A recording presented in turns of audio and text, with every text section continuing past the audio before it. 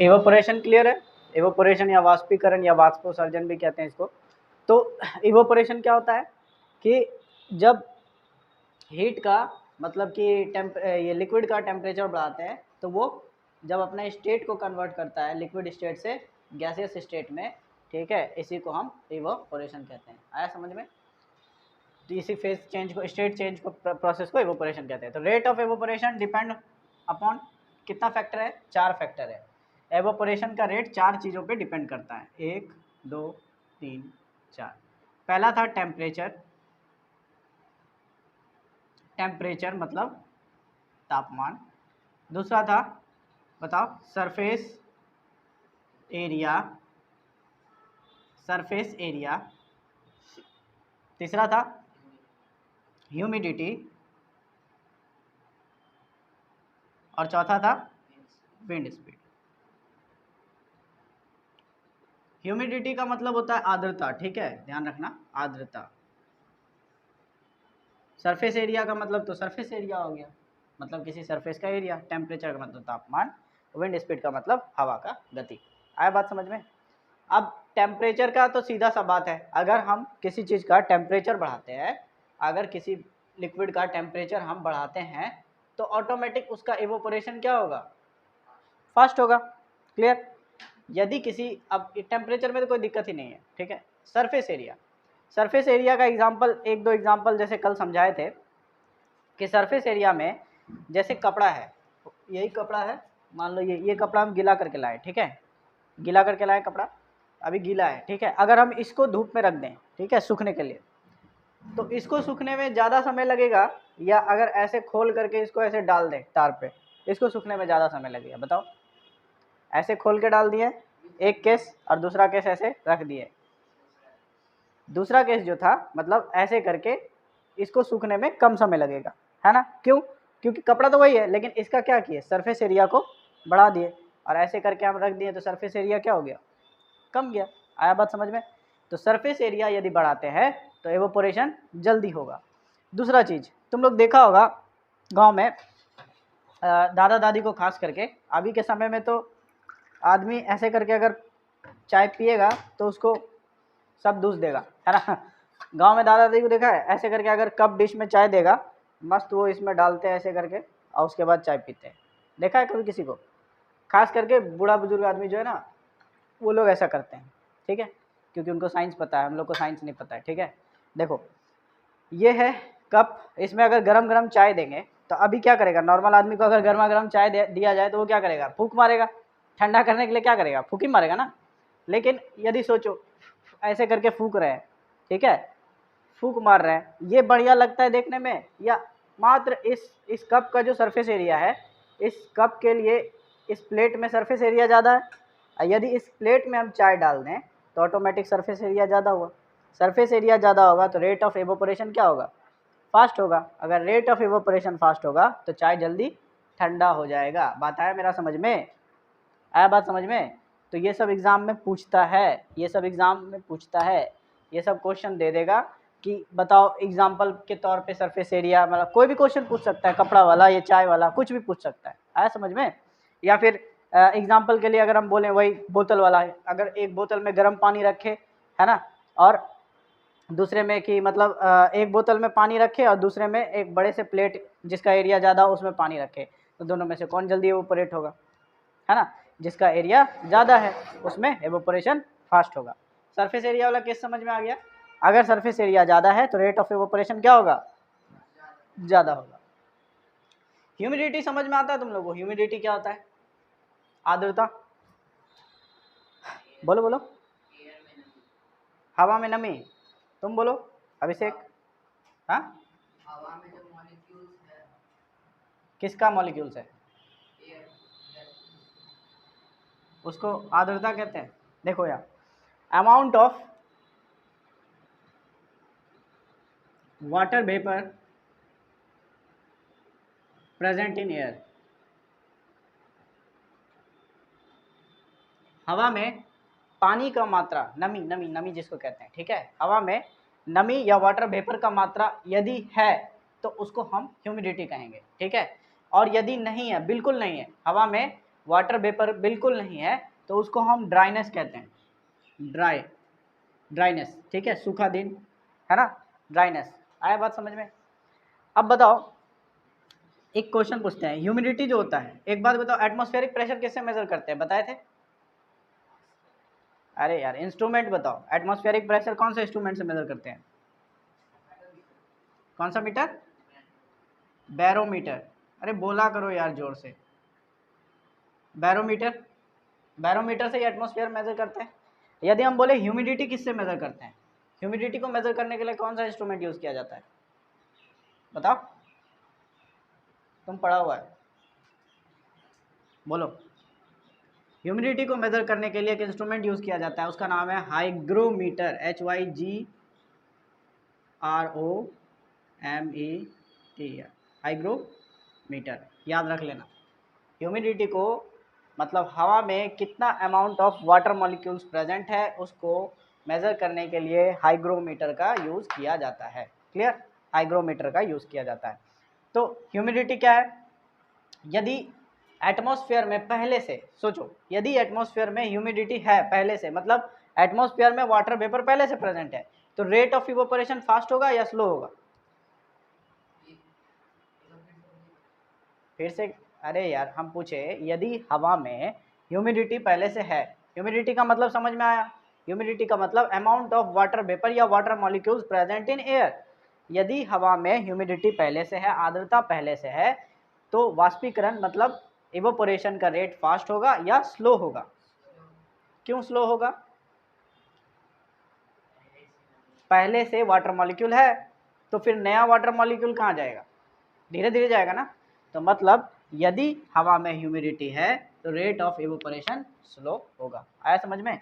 यदि ह्यूमिडिटी कम, humidity high है तो रेट ऑफ इवोपोरेशन क्या होगा? स्लो होगा, मतलब इवोपोरेशन का रेट स्लो होगा। ये सभी फैक्टर अभी समझ में आएगा, प्रैक्टिकली बात करेंगे, ठीक है? समझ में आया? ह्यूमिडिटी वाला टॉपिक समझ में आया?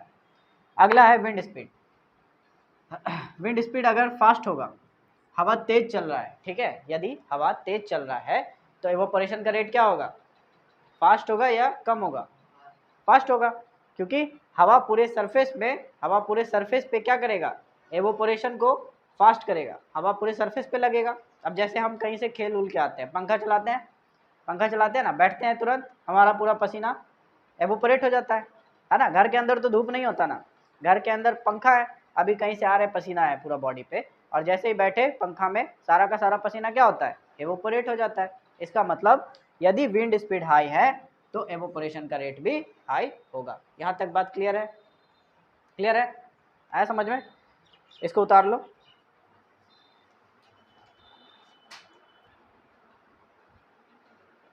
ठीक है, तो नेक्स्ट है कूलिंग कॉज्ड बाय एवोपोरेशन। तुम लोगों को पता है यदि किसी चीज़ का एवोपोरेशन होता है, लिक्विड का, मतलब अभी जनरली वाटर मान के चलो, ठीक है, पानी का, यदि पानी का एवोपोरेशन कहीं से होता है तो उसके पीछे एक वाला चीज़ जिससे पानी एवोपोरेट होकर निकला, वो चीज़ ठंडा हो जाता है। पता है? पता है? थोड़ा सा दिमाग लगाओ। यदि तुम्हारा पसीना है, तुम कहीं से खेल के आया, ठीक है, पसीना है, तुम्हारा बॉडी पसीना है, मतलब तुम्हारे बॉडी से वाटर रिलीज हुआ और तुम्हारे बॉडी पे, ठीक है, और तुम आके पंखा चालू किया, पंखा नहीं भी चालू किया, ठीक है, बैठा घर में, जैसे ही पसीना सारा का सारा एवोपोरेट होगा, ठीक है, तुमको थोड़ा ठंडक महसूस होगा, थोड़ा सा ठंडक महसूस होगा। आया समझ में? तो कोई भी चीज़ एवोपोरेट होता है, कहीं से भी लिक्विड एवोपोरेट होता है, मतलब वाटर एवोपोरेट होता है, तो पीछे छोड़ जाता है कूलिंग, ठंडकपना। ऐसा क्यों होता है? ऐसा क्यों होता है? क्योंकि जब भी एवोपोरेशन होता है तो एवोपोरेशन होने के वजह से क्या होता है कि जो लिक्विड होता है, जो पानी होता है, वो अपने साथ जिस बॉडी से एवोपोरेट हो रहा है उस बॉडी का लेटेंट हीट साथ लेकर के एवोपोरेट होता है, गुप्त ऊष्मा जिसको कहते हैं। मतलब इतना समझो अभी फिलहाल में कि हीट जो है, उस बॉडी का जो गर्मी है उसको साथ एब्जॉर्ब करता है। जैसे अब मेरे बॉडी से पसीना निकला, तो पसीना क्या किया? मेरे बॉडी का हीट को एब्जॉर्ब किया, अपने अंदर समेट लिया, ठीक है, और जैसे ही वो एवोपोरेट हुआ तो उसके साथ साथ हीट भी एवोपोरेट हो गया, मतलब हीट भी चला गया। यदि मेरे बॉडी का हीट चला गया, थोड़ा बहुत ही सही, तो पीछे क्या होगा, ठंडक लगेगा ना, हमारे शरीर में लगेगा ना, ठंडा ठंडा महसूस होगा कि नहीं होगा, आया समझ में। कुछ एग्जांपल देते हैं, देखो समझ में आएगा। जैसे कभी देखा है इसमें कि मतलब गर्मी के समय में खास करके आंगन में शाम के समय में, मतलब या जब ज़्यादा धूप हो जाता है, धूप मतलब हाई होता है, अपने चरम सीमा पे होता है, तो जैसे ही वो ढलना शुरू होता है उस समय में आंगन वगैरह में या रोड पे पानी छिड़का जाता है। देखा है कभी अपने घर के आगे में पानी छिड़कते हुए तो देखा होगा किसी को, है ना। अभी गर्मी के समय में खास करके, ठंडी में छिड़के या ना छिड़के, गर्मी के समय में गांव में जाएगा ना तो मिट्टी का आंगन होता है, वहाँ पे डेली हल्का सा जैसे ही धूप थोड़ा सा डाउन होगा, मतलब उसमें पानी छिड़कते हैं ऐसे करके, ठीक है। जैसे ही पानी छिड़केगा थोड़े देर बाद तुमको पानी सारा का सारा एवोपरेट हो जाता है, थोड़े देर बाद, आया समझ में, थोड़े देर में सारा का सारा पानी एवोपरेट हो जाता है। अब क्या होगा, आंगन का जो गर्मी था, दिन भर जो सूरज हीट किया है आंगन में, जो हीट एब्जॉर्ब हो गया था सॉइल में, मिट्टी वगैरह में या पक्के पे, तो जैसे ही हम उस पर पानी छीटे और पानी का एवोपरेशन हुआ, ठीक है, पानी एवोपरेट हो गया हीट के वजह से, तो पानी अपने साथ क्या ले गया साथ में, उस आंगन उस पक्के का हीट एवोपरेट हो गया, तो बचा हुआ जो पक्का है, जो बाद में जो पक्का होगा वो थोड़ा ठंडा हो जाएगा ना, एज कम्पेयर टू पहले से कुछ तो ठंडा होगा। इसीलिए शाम के समय में पानी छिड़का जाता है, गर्मी के दिन में खास करके, ठीक है, ताकि दिन भर में जो भी गर्म हुआ है उसका सरफेस वो थोड़ा ठंडा हो जाए एवोपोरेशन के बाद। कुछ आया समझ में मेरा बात। और कैसे एग्जांपल समझ सकता है, ऐसे समझो, गर्मी के दिन में मटका रखते हैं, मटका, मटका मतलब सुराही, गहला जो बोल लो, उसमें पानी रखते हैं पानी। यदि उसमें पानी जब तुम रख रहा हो, ठीक है, जब पानी रख रहा है उस समय पानी का टेम्परेचर यदि मान लो 35 डिग्री सेल्सियस है, और मटके में पानी डाल के भले ही हम उसको रूम के किसी कोने में रख दें, भले ही वो रूम का कोना ठंडा हो या गर्म हो, कैसा भी हो, कहीं रख दें, ठीक है, और ऊपर से ढक देते हैं मटका को, तो क्या देखने को मिलता है तुमको, थोड़ा देर बाद मटके से जब पानी निकालेगा, पानी क्या हो जाता है, ठंडा हो जाता है। तो क्या मटके में हम कोई केमिकल डाले, नाइट्रोजन डाले, अमोनिया डाले, कोई भी ठंडा होने वाला चीज़ डाले, नहीं डाले, तो कैसे ठंडा हो गया, वहाँ पे ये साइंस काम करता है, कूलिंग कॉज्ड बाय एवोपोरेशन। मतलब जैसे ही मटका में तुम पानी डाला, मटके में मिट्टी से बना होता है, बहुत ही छोटा छोटा छेद होता है, देखा होगा मटके में पानी डालने के बाद मटका का जो बाहर का हिस्सा वो गीला हो जाता है, बहुत ही छोटा छोटा छेद होता है, इतना छोटा कि जिससे पानी का, वाटर का मॉलिक्यूल सीप आउट होता है, मतलब थोड़ा सा रिश्ता है बाहर की ओर, ऐसा नहीं कि पूरा का पूरा पानी खाली हो जाएगा, ये नहीं, इतना बड़ा छेद नहीं होता, ठीक है। तो जैसे ही पानी बाहर की ओर रिसेगा, उसके सरफेस पे आ जाएगा पानी, बाहर वाले सरफेस पे, और जैसे ही हीट के वजह से, गर्मी के वजह से बाहर का पानी क्या होगा, एवोपरेट होगा। अगर बाहर का पानी एवोपरेट होगा तो मटके के अंदर का टेम्परेचर क्या होगा, कम होगा, और जैसे ही टेम्परेचर कम होगा पानी ठंडा हो जाएगा। आया समझ में कि कूलिंग कॉज्ड बाय एवोपरेशन क्या होता है, समझ में आया मेरा बात। तो ये सारा का सारा प्रॉपर्टी है जिसके वजह से एवोपोरेशन के वजह से ठंडापन महसूस होता है ना। एवोपोरेशन होगा तो अपने साथ क्या लाएगा, ठंडक लाएगा। क्यों, क्योंकि वो क्या होता है, अपने साथ सारा का सारा लेटेंट हीट साथ में लेके एवोपोरेट हो जाता है। आया समझ में, समझ में आया बात। अगर हम बोलें कि उमस भरा दिन है, मतलब पहले से एटमॉस्फेयर में, एक बात बताओ तुम ही लोग बताओ, अगर गर्मी है, गर्मी का दिन अभी चल रहा है, एक है ड्राई डे, सूखा दिन, उस दिन तुमको एटमॉस्फेयर में नमी महसूस नहीं होगा, ठीक है, नमी महसूस नहीं होगा। और एक दिन ऐसा है जब एटमॉस्फेयर में उमस महसूस होगा, कभी महसूस तो किया होगा उमस, है ना, ह्यूमिडिटी। तो कौन सा दिन ज़्यादा गर्म लगता है, ह्यूमिडिटी वाला दिन ज़्यादा गर्मी लगता है या फिर ड्राई डे वाला दिन ज़्यादा गर्मी लगता है, सोच के बताओ।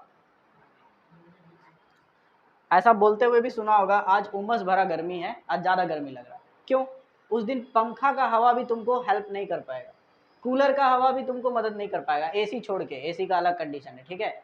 अगर तुम कूलर चला लिया है फिर भी तुमको गर्मी महसूस होगा, पंखा चला लिया फिर भी गर्मी महसूस होगा, है ना। ऐसा क्यों होता है, देखो, जब एटमॉस्फेयर में, जब वायुमंडल में पहले से, जब एटमॉस्फेयर में पहले से वाटर ड्रॉपलेट्स मौजूद है, ठीक है, ये वाटर ड्रॉपलेट्स मौजूद है, ठीक है, मतलब ह्यूमिडिटी ज़्यादा है, ह्यूमिडिटी ज़्यादा है, वाटर वेपर पहले से मौजूद है। ऐसा कंडीशन कब होता है, जब मान लो अभी का समय गर्म है, थोड़ा सा बारिश पड़ जाए, थोड़ा सा बारिश पड़ जाए, ज़्यादा देर नहीं, 5 मिनट बारिश हो, ठीक है, उसके बाद बारिश बंद हो जाए, तो क्या होगा, एटमॉस्फेयर में क्या बढ़ेगा, ह्यूमिडिटी बढ़ेगा, बारिश का बारिश की वजह से, थोड़ी देर के बारिश की वजह से ह्यूमिडिटी बढ़ेगा और मतलब कि एटमॉस्फेयर में चारों तरफ वाटर मॉलिक्यूल्स रहेगा, ठीक है। और तेज़ धूप हो जाए, जैसे ही बारिश में तेज़ धूप हो जाए तो क्या होगा, उस दिन का ह्यूमिडिटी ज़्यादा हो जाएगा। ह्यूमिडिटी ज़्यादा होने की वजह से तुमको ज़्यादा गर्मी महसूस होगा, उमस वाला गर्मी महसूस होगा। क्यों? एटमॉस्फेयर में वाटर वेपर पहले से मौजूद है। अगर वाटर वेपर पहले से मौजूद है तो हमारे बॉडी का पसीना जो है वो जल्दी सूखेगा नहीं। हमारे बॉडी से पसीना तो रिलीज़ होगा ना गर्मी के कारण। अगर पसीना रिलीज़ हो रहा है तो क्या वो जल्दी सूखेगा? नहीं सूखेगा। एवोपरेट होगा जल्दी? नहीं होगा एवोपरेट जल्दी। क्यों? क्योंकि आसपास में पहले से वाटर वेपर है, पहले से वाटर वेपर या वाटर मॉलिक्यूल्स प्रेजेंट है। अगर ह्यूमिडिटी ज़्यादा है तो रेट ऑफ एवोपरेशन क्या होगा? कम होगा। और रेट ऑफ एवोपरेशन कम है तो हमारे बॉडी पे पसीना जल्दी नहीं सूखेगा, और पसीना नहीं सूखेगा तुमको इरिटेशन होगा और ज़्यादा गर्मी महसूस होगा। बात आया समझ में? मेरा बात आया समझ में कि क्यों उमस वाला दिन में गर्मी ज़्यादा महसूस होता है? क्योंकि रेट ऑफ इवोपोरेशन कम हो जाता है। जिस दिन रेट ऑफ इवोपोरेशन हाई होगा उस दिन तुमको बॉडी में ठंडकपन महसूस होगा। आया बात समझ में? तो हमारे बॉडी से जो स्वेट निकलता है वो किस चीज़ में मदद करता है? हमारे बॉडी के टेम्परेचर को मेंटेन करने में मदद करता है, ठीक है। एटमॉस्फेरिक टेम्परेचर से हमारे बॉडी के टेम्परेचर को मेंटेन करने में मदद करता है। क्लियर हुआ? समझ में आया मेरा बात? तो रेट ऑफ इवोपोरेशन तब हाई होगा जब ड्राई डे होगा, मतलब ह्यूमिडिटी कम होगा। आया समझ में? ह्यूमिडिटी कम है तो रेट ऑफ इवोपोरेशन हाई है, रेट ऑफ इवोपोरेशन हाई है तो ठंडक महसूस होगा। क्लियर है? नहीं तो महसूस करना कभी कि जब ह्यूमिडिटी रहेगा तुम्हारा पसीना जल्दी नहीं सूखेगा, बॉडी से पसीना जल्दी नहीं सूखेगा, तुमको इरिटेशन महसूस होगा, लगेगा कपड़ा खोल दे, है ना, कपड़े में इरिटेशन महसूस होगा। कपड़ा से याद आया, एक क्वेश्चन बताओ, गर्मी के दिन में क्यों बोलता है कॉटन क्लॉथ पहनने के लिए? क्या कारण है? हाँ जवाब दो, जल्दी दो। उसमें absorb हो जाएगा पसीना, ये तो आधा जवाब हुआ, सही है, एब्जॉर्ब हो जाएगा पसीना। और कंफर्टेबल रहेगा पहनने के लिए, irritation वही तो हम पूछ रहे हैं, क्यों कंफर्टेबल रहेगा? एक जवाब सही है कि पसीना एब्जॉर्ब करता है कॉटन, वाटर एब्जॉर्ब करता है कॉटन, cotton से evaporate होगा, एवोपरेट होगा। आधा जवाब सही है, फिर body का temperature वो तो हो गई, कॉटन से एवोपरेट होगा। चलो देखो, यदि हम कॉटन का ड्रेस पहने, ठीक है, कॉटन का कपड़ा पहने गर्मी के दिन में, फ़ायदा क्या होगा कि हमारे बॉडी में जो स्वेटिंग होगा, जो पसीना निकलेगा, कॉटन उसको एब्जॉर्ब करेगा, तुरंत एब्जॉर्ब करेगा, हमारे बॉडी से तुरंत खींच लेगा, है ना। नहीं तो कॉटन का शर्ट गर्मी में पहन के देखना, ऐसा लगेगा जैसे कपड़ा धो के पहन लिया है, मतलब पूरा का पूरा गीला हो जाएगा आगे पीछे से। आया समझ में? तो जैसे ही एवोपरेशन ये स्वेटिंग होगा तो कॉटन क्या करेगा? कपड़ा एब्जॉर्ब करेगा। और हम जानते हैं कोई भी कपड़ा उसको थोड़ा सा गीला करो तो वो ज़्यादा गीला हो जाता है, एक बूंद पानी डालो किसी कपड़े पे, देखो कितना फैलता है। यदि पसीना वो एब्जॉर्ब कर रहा है तो कपड़े में क्या होगा? फैलेगा, एक बूंद पसीना ही कपड़े में फैलेगा। तो ऐसे करके हमारे शरीर में ना जाने कितना बूंद पसीना निकलता है, तो उन सभी स्वेट को ये एब्जॉर्ब करेगा और अपने सरफेस एरिया पे इसको फैला देगा। अब जैसे ही सरफेस एरिया बढ़ेगा एवोपोरेशन क्या होगा? फास्ट होगा। इसीलिए कॉटन के कपड़े में इरिटेशन नहीं होता है, मतलब गर्मी नहीं लगता है, ठंडक महसूस होता है। इसीलिए गर्मी के दिन में कॉटन का कपड़ा पहनने के लिए कहा जाता है, क्योंकि पसीने को ये सोखता है और अपने पूरे एरिया में इसको फैला देता है। और जैसे ही एरिया बढ़ेगा rate of evaporation is high, और रेट ऑफ इवोपोरेशन हाई होगा तो पीछे कूलिंग भी जल्दी होगा, तो हमारे बॉडी में ठंडक भी महसूस होगा। अगर यही कॉटन के जगह हम नायलॉन, रेयॉन या मतलब सिंथेटिक फाइबर्स का कपड़ा पहन ले, ठीक है, जिसको बोलते हैं ना टेलीकॉटन का कपड़ा, ऐसे नॉर्मल बोलते हैं ना टेलीकॉटन का कपड़ा, वो पहन ले तो क्या होगा?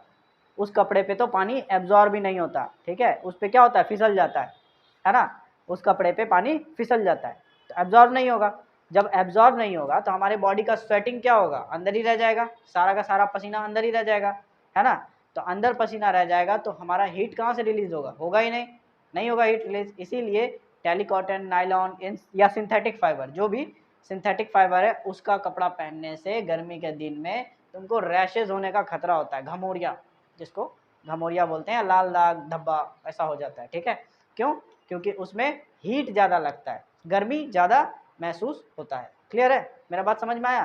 क्यों गर्मी के दिन में कॉटन का कपड़ा यूज़ करते हैं? तो पूरा जवाब उसका यही है कि रेट, पहला नंबर स्वेट को एब्जॉर्ब करता है, दूसरा नंबर कि रेट ऑफ एवोपोरेशन हाई हो जाता है क्योंकि पूरे का पूरे कपड़े में फैल जाता है पसीना, है ना, स्वेटिंग, जिसके वजह से रेट ऑफ एवोपोरेशन हाई हो जाता है, इसीलिए कूलिंग भी जल्दी होता है और हमको ठंडक महसूस होता है। यही कारण है कि गर्मी के दिन में कॉटन का कपड़ा सजेस्ट किया जाता है। क्लियर हुआ मेरा बात? तो रेट ऑफ इवोपोरेशन जहाँ भी हाई होगा वहाँ पे कूलिंग भी बहुत फास्ट होगा, है ना। तो अब ये बात बहुत अच्छे से क्लियर हो गया होगा, है ना।